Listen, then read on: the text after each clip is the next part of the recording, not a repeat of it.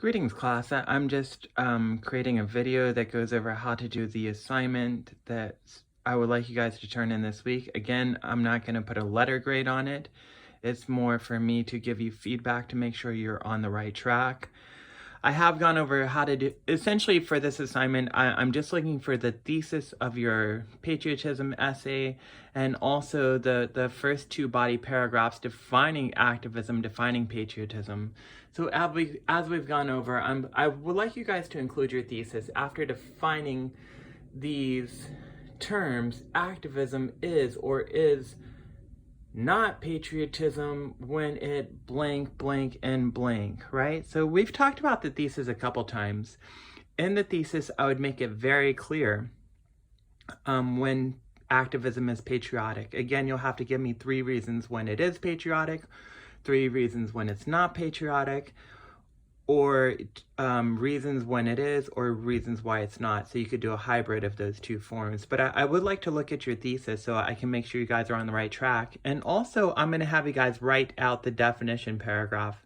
I'm going to have you guys write out paragraph 2. And again, a couple tips for that paragraph would be 1, having a very clear topic sentence. Activism is patriotic when it is love for the country and love for the land. Something like that that's in your own words.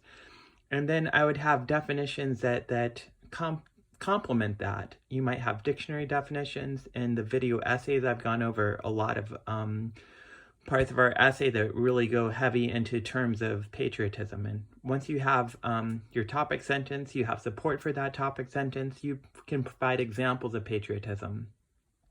In the next paragraph, I would like you guys to write out your activism paragraph, and that way I can look at it as well.